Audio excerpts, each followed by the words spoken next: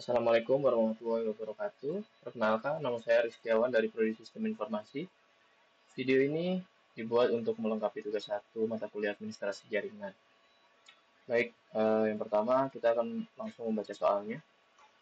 Nah, di sini kita diberikan soal ada seorang administrator pada sebuah perusahaan asuransi. Suatu ketika Anda ditugaskan untuk membangun topologi jaringan pada gedung baru dengan syarat sebagai berikut. Syaratnya menggunakan kelas C. Perusahaan asuransi memiliki 5 divisi, masing-masing harus memiliki segmen network sendiri. Baik, dan ada satu segmen yang digunakan sebagai hotspot publik, otomatis 6 segmen, 5 divisi dan ditambah satu hotspot publik. Baik, untuk yang ketiga, jumlah komputer pada masing-masing divisi tidak lebih dari 20 komputer. Oke, buatlah network IP numbering plan untuk kebutuhan perusahaan XYZ. Baik, yang pertama persyaratannya networknya harus kelas C.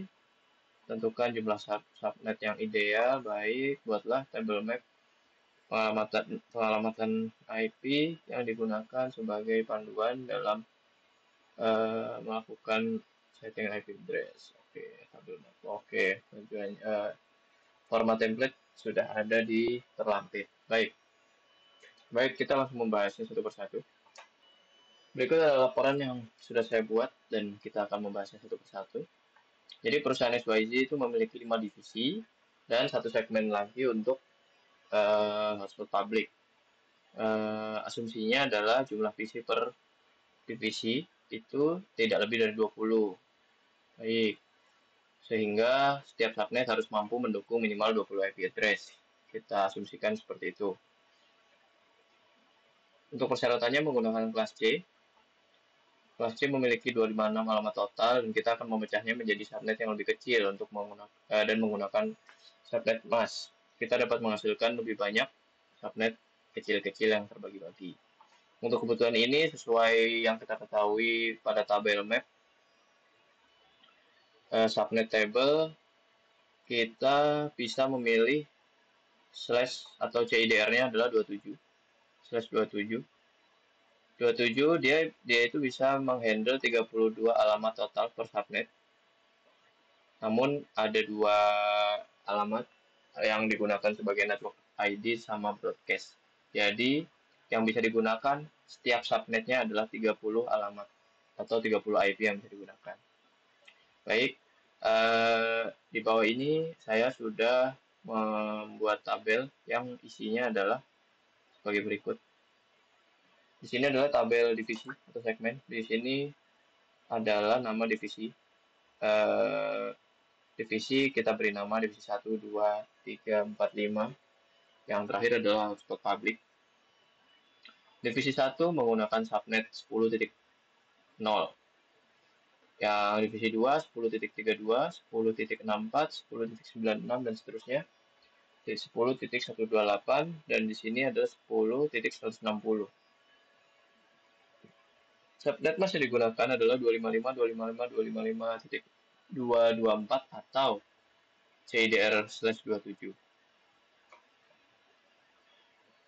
Range IP yang bisa digunakan atau range IP user yang bisa digunakan adalah sebagai berikut setiap divisinya berbeda-beda. Yang ini 1 sampai 30, 33 sampai 62, 65 sampai 94 dan seterusnya. Nah, untuk IP broadcast juga sudah saya tampilkan di sini.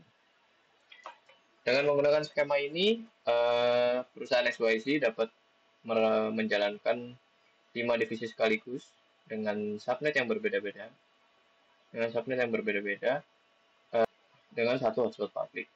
Untuk hotspot public itu tidak ada ketentuan di sini menggunakan